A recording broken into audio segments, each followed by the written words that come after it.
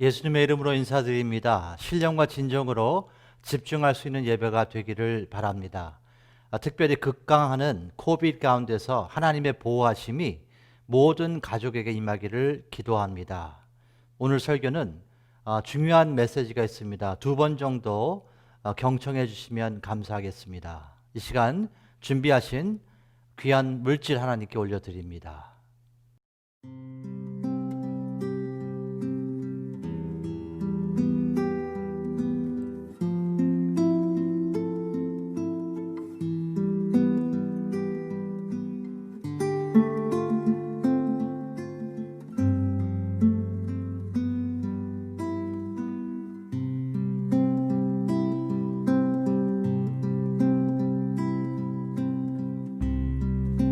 아버지 나의 하나님,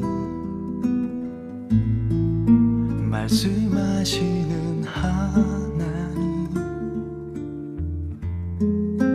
나의 길 기도하오니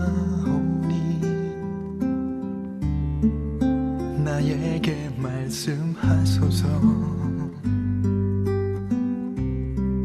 사랑하는 내 아이야, 두려워하지 말아라. 내 길의 모든 범사가 기한과 때가 있단다.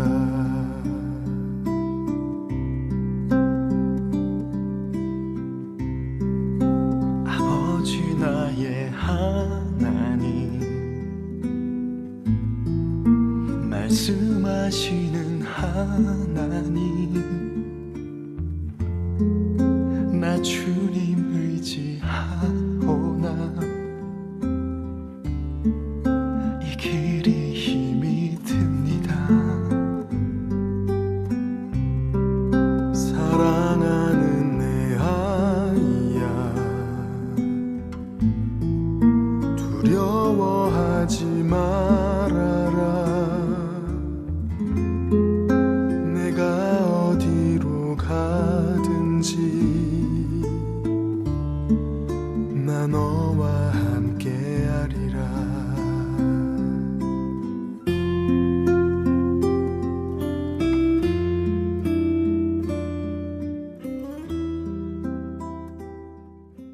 아버지 하나님,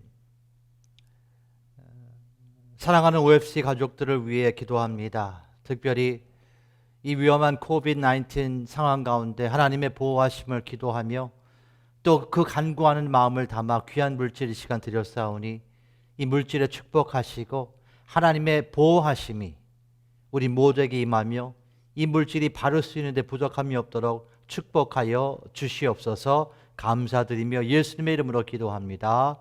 아멘.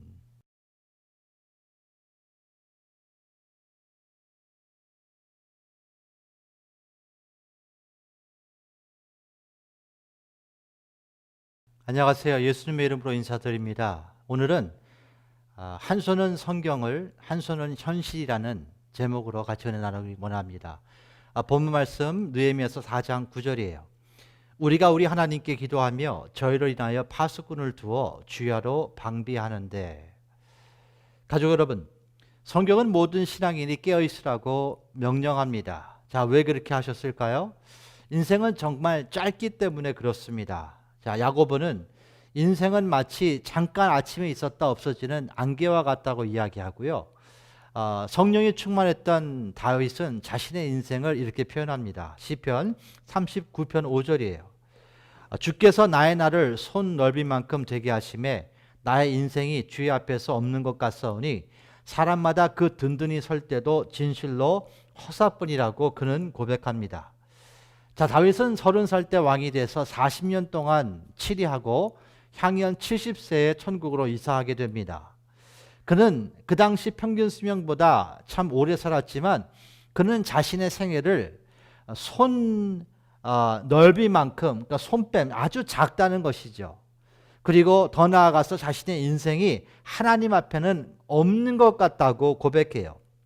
그리고 더 한 단계 나가서는 설사 인생의 황금기를 맞더라도 그 지나가는 순간 그 시간 자체가 허사라고 그는 고백합니다. 자, 그만큼 이 지상에서 사는 인생의 그 시간은 짧다는 것을 말하고 있는 것이에요.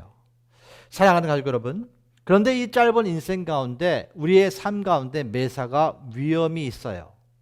위기라는 것이에요. 자, 위기는 위험과 기회라는 이 두 단어가 합해서 만들어진 단어입니다. 여러분은 위기라는 인생의 현주소 가운데서 위험 때문에 두려움에 사로잡혀서 사시겠습니까? 아니면 이 위험 상황을 기회로 전환시키시겠습니까? 우리는 이 같은 선택이 있다는 것이에요. 특별히 2020년도를 마감하는 12월을 지나가면서 우리는 정말 코비드-19 상황으로 빚어지는 큰 문제점들을 직면하고 있습니다. 12월 달만 해도 미국의 확진자가 400만 명이 넘었고요. 이제는 매일 죽어가는 그 인명피해가 하루에 3,000명이 넘어갑니다. 이 코비드 상황 때문에 벌어지는 개인적인 어려움도 있지 않겠습니까? 자, 그렇다면 예수님을 구원주로 영접한 그 신앙인들은 이런 상황에서, 이 위험 상황에서 어떻게 대처해야 되는 것일까라는 질문 앞에 서보기를 원합니다.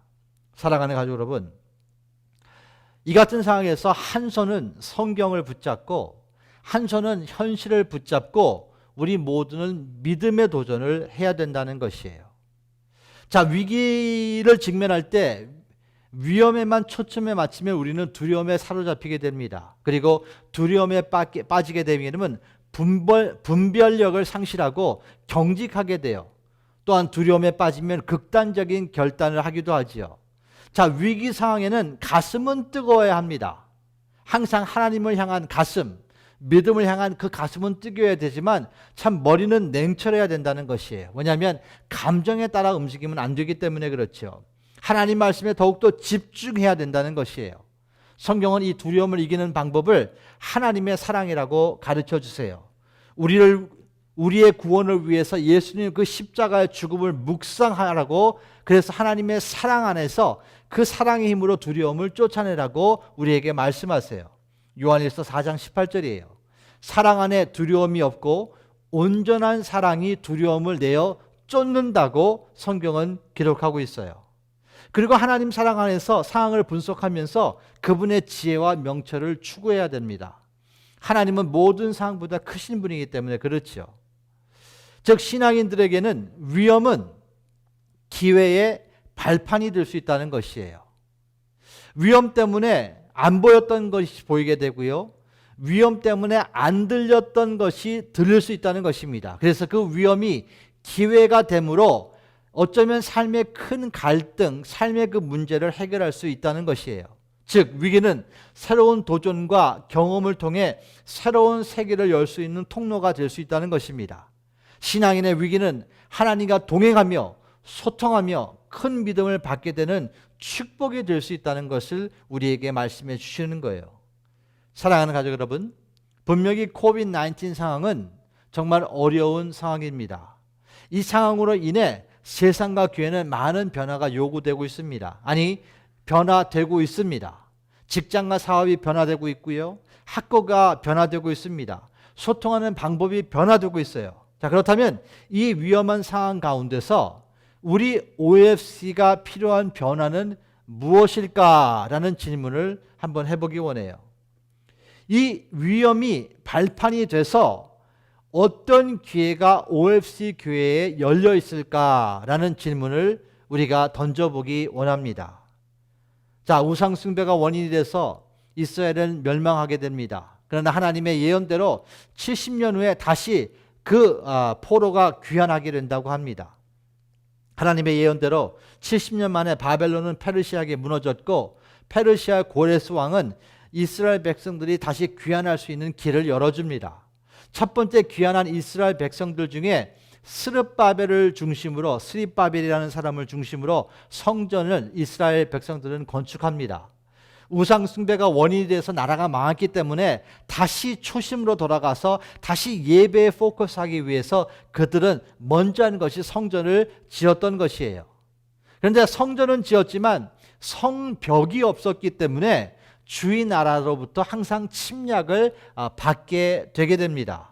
그래서 이 같은 상황에서 하나님께서는 성벽을 건축할 한 평신도 사역자를 세우시는데 그 평신도 사역자 이름이 느헤미야입니다. 느헤미야. 그는 포로로 끌려온 하가라의 아들이었습니다. 그러니까 바벨론에서 태어난 이세라는 것입니다. 그의 직업은 아닥사스다, 그 당시에 아닥사스다라는 왕의 술관원이었어요. 그 당시 술관원은 무슨 술 전문가가 아니고 무슨 와인 테이스트 하는 사람이 아니에요. 그 당시 술관원은 왕이 마시는 술에 독이 없음을 확인하는 왕의 생명을 지키는 요직이었다는 것이에요. 또한 때로는 왕의 말동무가 되기도 하고 왕의 벗이 되기도 하는 그런 중요한 그런 직업이었습니다. 자, 그런데 이런 질문을 여기서 들립니다. 그가 유대인이면서 어떻게 이런 요직에 채용될 수 있었을까라는 질문을 한번 드려봐요. 자, 잘 경청하십시오. 그가 요직으로 사용될 수 있었던 것은 조상들의 업적이 디딤돌이 됐기 때문입니다.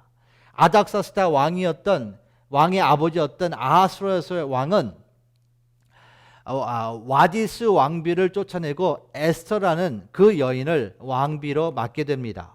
그리고 그 당시 높은 직분을 맡았던 아말렉 후손이었던 하만은 에스더의 사촌이었던 모르드게와 모든 유대인들을 학살하려고 음모를 꾸미게 되죠. 그런데 에스더 왕비의 역할로 말미암아 도리어 하만이 죽게 되고 모르드게가 요직에 올라가게 됩니다. 이 같은 역사는 느헤미야가 술관원으로 일하기 전에 약 30년, 한 30년 전에 있었던 이야기예요. 자, 이 같은 이 모르드게와 에스더의 이 사건은 아마 모든 페르시아 전역에 알려졌을 것입니다. 그리고 유대인의 인지도가 높아졌을 것이에요. 자, 그렇습니다. 에스더와 모르드게는 한 손에 성경을 잡고 한 손에는 현실을 잡고 믿음의 도전을 그들은 한 것입니다. 그래서 아마도 이 같은 유대인 조상의 그 삶들이 디딤돌이 돼서 발판이 돼서 많은 유대인들이 요직에 채용됐을 거예요. 그 중에 한 분이 느헤미야였고, 느헤미야는 그 왕 옆에 있으면서 그 술관원의 역할을 하게 된 것이죠. 사랑하는 가족 여러분, 자, 어떻게 하면 이 위험한 코비드 상황을 통해서 우리가 발판이 되어 다음 세대를 더욱 세울 수 있을까라는 질문을 드리기 원합니다. 앞으로 우리 교육부의 방향은 어떤 방향으로 가야 될까요? 어떤 변화가 필요할까요? 그리고 변화를 추구하려면 우리는 어떠한 믿음의 도전을 추구해야 되는 것일까요? 자, 느헤미야는 자신의 높은 직위를 이용해 아닥사스다 왕에게 자신의 고향 이야기를 하고 예루살렘의 총독으로 자원하게 됩니다. 그는 예루살렘의 성벽을 재건하기 위해 페르시아의 높은 관직을 내려놓고 예루살렘의 총독으로, 즉 한직으로 자원한 거예요. 그는 한 손에 성경을 붙잡고 다른 손에는 현실을 붙잡고 믿음의 도전을 한 것이죠. 사랑하는 가족 여러분, 하나님께서 여러분에게 주신 교회 직분을 통해 어떤 도전을 하고 싶으십니까? 하나님께서 여러분께 주신 그 사회적 위치를 통해서 여러분은 어떠한 믿음의 도전을 추구하기 원하십니까? 느헤미야는 술관원의 직분을 내려놓고 아닥사스다 왕에게 예루살렘의 총독 자리를 구했고, 그는 왕의 조소를 받고 성벽을 재건하기 위해 예루살렘으로 떠나게 됩니다. 자, 느헤미야서 2장 7절이에요. 내가 또 왕에게, 느헤미야가 아닥사스다 왕에게 아뢰되 왕이 만일 즐겨하시거든 강서편 총독들에게 내리시는 조서를 내게 주사 저희로 나를 용납하여 유다까지 통과하게 하시고, 즉 예루살렘까지 자기가 갈 수 있도록 당신의 편지가 필요합니다. 이렇게 요청을 했다는 것이죠. 자, 그 편지를 받아서 그는 예루살렘까지 가게 됩니다. 그리고 예루살렘에 도착한 느헤미야는 아무도 모르게 현장 답사를 나갑니다. 성벽이 소화됐다는, 불탔다는 그 정보를 듣고 그 정보를 그냥 믿지 않고 그 정보를 확인하러 나갔다는 것이죠. 그 말씀이 느헤미야서 2장 11절부터 표준 세번역으로 읽어드리겠습니다. 나는, 느헤미야는 예루살렘에 이르러 거기에서 사흘 동안 쉬고 나서 밤에 수행원을 몇 명 데리고 순찰을 나갔다. 하나님이 나의 마음을 움직이셔서 예루살렘에서 일하도록 하신 것을 나는 그때까지 어느 누구에게도 말하지 아니하였다. 나에게 짐승이라고는 내가 탄 것밖에 없었다. 13절, 밤에 나는 골짜기 문을 나섰다. 용, 샘을 지나 거름문에 이르기까지 예루살렘 성벽을 살펴보니 성벽은 다 허물어지고 문들도 모두 불에 탄 채로 버려져 있었다. 그렇게 기록합니다. 자, 느헤미야는 자신의 눈으로 직접 성벽이 무너졌고 또 불탔다는 것을 확인했다는 거예요. 중요한 일을 하기 전에 자신이 직접 확인해야 된다는 것을 배울 수 있다는 것이죠. 또한 중요한 일을 추구하기 위해서는 확실한 정보가 성립되기까지는 또 비밀도 유지하는 것이 좋다는 것을 알 수 있죠. 자, 이제 모든 것을 직접 확인한 느헤미야는 성벽 재건을 위해서 이스라엘 사람들을 이제 결집하게 합니다. 왜? 하나님의 선은 합력해야 선이 이루어지기 때문이죠. 느헤미야서 2장 17절이에요. 후에 느헤미야가 저희에게는 이스라엘 백성들이에요. 이르기를 우리의 당한 공경은 너희도 목도하는 바라. 예루살렘이 황무하고 성문이 소화되었으니 자, 예루살렘 성을 중건하여 다시 수치를 받지 말자. 이렇게 리더십을 발휘하게 됩니다.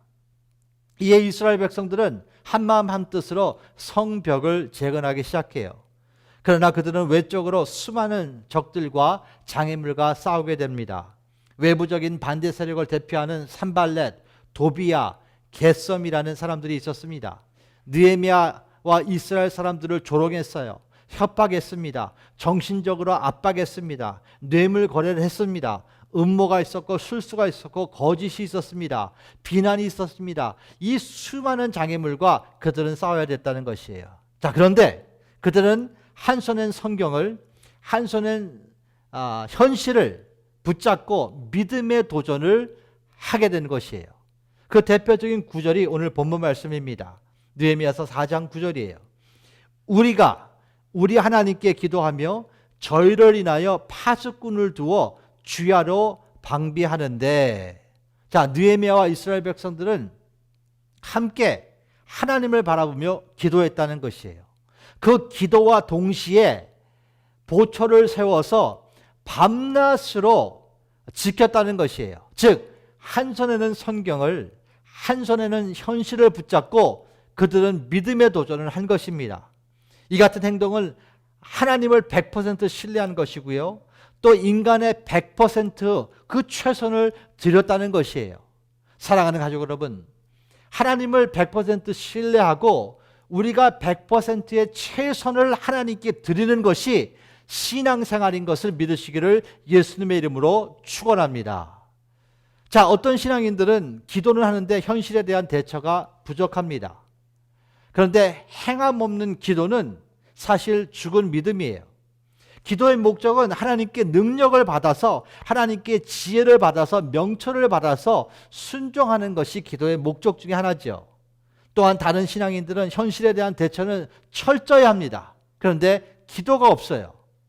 그런데 기도가 없이 행함을 해서 얻은 열매는 자신이 성취했다는 그 교만이 싹트게 되고 결국 얻은 열매를 빼앗기는 상태가 되게 됩니다. 즉, 열매를 맺어도 바르게 사용하지 못하고 결국 그 열매가 썩어간다는 것이죠. 사랑하는 가족 여러분, 여러분과 저는 정말로 기도해야 합니다. 우리는 한마음 한뜻으로 이 위험을 기회로 전환해야 되기 때문에 그렇습니다. 한 손에는 성경을 잡고 한 손에는 현실을 잡고 예수님께서 달리신 그 십자가에서 그 장소에서 OFC를, 우리 교회를 바라보시기를 예수님의 이름으로 축원합니다. 과연 우리 OFC가 이 현 코비드 상황에서 이 위험 가운데서 어떠한 믿음의 도전이 필요할까요? 자, 하나님께서는 부족한 저를 통해서 OFC를 세우셨고 14년 동안 달려오게 하셨습니다. 그리고 올 2020년도 3월 중순부터 대면 예배가 중단되었죠. 그리고 물론 지금은 방역을 지켜가면서 실외 예배를 드리고 있고 동영상으로도 예배를 드리고 있습니다. 저는 지난 9개월이라는 시간 동안 이 상황을 통해 하나님께서 OFC를 통해 원하는 것이 무엇일까라는 질문 앞에서 정말 많은 기도와 생각을 했습니다. 사랑하는 가족 여러분, 하나님께서 제가 십자가에서 OFC를 바라보게 하셨어요. 그게 하나님이 원하셨던 것이에요. 왜냐하면 내 생각으로 바라보지 말고 하나님께서는 저를 십자가로 인도하셔서 그 십자가에서 예수님과 소통하면서 교제하면서 이 OFC 교회를 바라보게 하셨다는 것입니다. 자, 과연 그 십자가에서 제가 본 것은 무엇이고 들은 것은 무엇이었을까요? 자, 오늘은 제가 본 것과 들은 것에 대해서는 나누지 않겠습니다. 왜? 이제는 여러분께서 십자가에서 OFC를 바라볼 그 시간이 왔기 때문이에요. 다시 한번 말씀드립니다. 이제는 여러분께서 OFC 성도님께서 십자가에서 OFC 교회를 바라봐야 되는 시간이 왔기 때문이에요. 하나님께서 여러분께 맡기신 그 직분을 십자가에서 바라보십시오. 그 십자가에서 OFC 교회를 바라보셔야 됩니다. 예수님과 소통하며 그분의 마음으로 교회를 주시하시기를 바랍니다. 그러면 믿음의 길이 보여요. 그리고 믿음의 길이 열립니다. 이것을 바라봐야 된다는 거예요. 이것을 보아야 된다는 것입니다. 사랑하는 가족 여러분, 한 주간 예수님께서 달리신 십자가에서 정말 몸된 교회인 OFC를 바라보시기를 바랍니다. 하나님께서는 80세가 된 모세를, 광야 생활을 하고 있던 모세를 부르세요. 그리고 불붙은 떨기 나무를 보게 하십니다. 불이 붙어 있는데 나무가 타지를 않는 거예요. 그것으로 부르세요. 그리고 이제 하나님께서는 모세를 이렇게 부르셨죠. 모세야, 모세야. 이 음성을 들은 모세는 내가 여기 있나이다 하고 대답합니다. 그 대답을 들으신 하나님께서는 이렇게 말씀하세요. 출애굽기 3장 5절이에요. 하나님이 가라사대 이리로 가까이 하지 말라. 너의 선 곳은 거룩한 땅이니 내 발에서 신을 벗으라 라고 말합니다. 하나님께서는 내가 서 있는 것이 거룩한 땅이니 내 신을 벗으라고 명령하세요. 자, 이 영적인 의미는 무엇이냐? 이 신을 벗으라는 의미는 세상의 생각, 세상의 방법, 세상의 철학을 버리라는 거예요. 너의 상식, 이해, 그리고 생각을 버리라는 의미예요. 사랑하는 가족 여러분, 십자가에서 우리가 OFC를 바라볼 때 세상의 방법, 세상의 철학, 세상의 생각을 버려야 된다는 것입니다.